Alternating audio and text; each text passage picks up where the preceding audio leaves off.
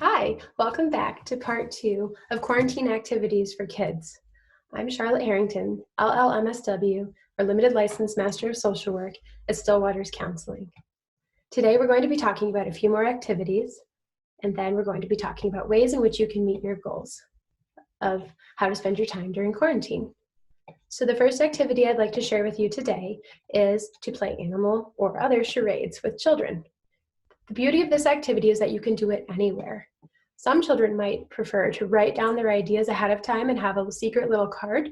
That way they won't feel stressed when they're trying to remember who they want to act out next. This is a great way to build confidence and to use the entire body to act out something. It's also a great way to release frustrated, sad, or other emotions through a game. The next activity that I'd like to share today is to simply take a magnet and move it around the home and see what it sticks to. You can make predictions and test to see if they are correct. The next activity is to create a map of one's bedroom, home, or neighborhood, or even city. This is a great way to work on spatial awareness. You can also create a bowling game by taking recyclable bottles and filling them with water, sand, or rocks, and using a ball to either throw or roll and work on your hand-eye coordination and gross motor skills. You could also create a calming basket. Think about all of the 5 senses and the aspect of grounding or bringing yourself back down to reality when heightened or stressed.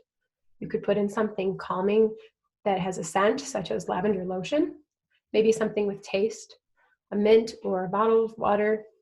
Put in something that you can squeeze, something soft, and other comforting things, including a journal to write thoughts down. Store the basket somewhere convenient where the child can grab it when they're overwhelmed. This will help them have a heads up so that they can calm themselves quickly and easily and independently by grabbing their basket and choosing an activity. You can also plant seeds. One fun thing to do is to take seeds. You can get them online or at hardware stores and put them in a Ziploc, label them, put a paper towel that's slightly damp next to them so that they receive water, and tape them to the window, and then experiment and put one across the room and one in a darker place, and have your child make a prediction and see which one might grow and what the differences in sunlight might be. Another fun thing is to create a scavenger hunt. You can do this with letters to help letter recognition.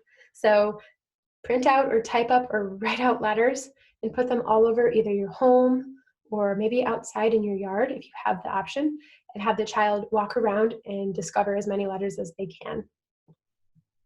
Finally, journaling is a great way to document feelings and thoughts and experiences, including illustrations. This is something children can write down, whether daily or weekly, and store it somewhere so later on in life, it's something they can look back on to see how they felt during COVID-19, their experience. Finally, other art activities that could be really fun or very open-ended. For example, when I taught preschool, I would put out some salt and watercolor and water, different size brushes, and let the children openly explore and create anything they'd like out of it. The process is really the most fun, not the product in these cases, especially children having lots of difficult emotions that they might not be sharing or explaining to you. Giving them opportunities to express them is very important during this time. Another fun thing is to take expired spices from your spice cabinet and grind them up or add a little bit of water and let children enjoy the scents and creations they can make with that. Finally, guided meditation is a great opportunity to explore during this COVID experience we're having, because Headspace and Calm and other things are offering free trials or free memberships during this time.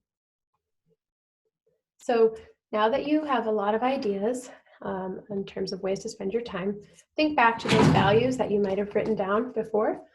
And if you haven't had a chance to yet, think about what are the things that are important to me and that I want to try to do daily or weekly.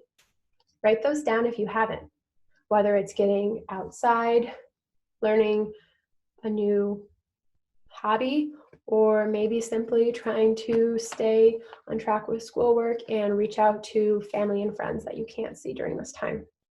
Once you've decided what your values are, choose a few activities from each of the categories and make a plan. How are you going to track the things that you want to do to spend your time? How are you going to keep yourself accountable?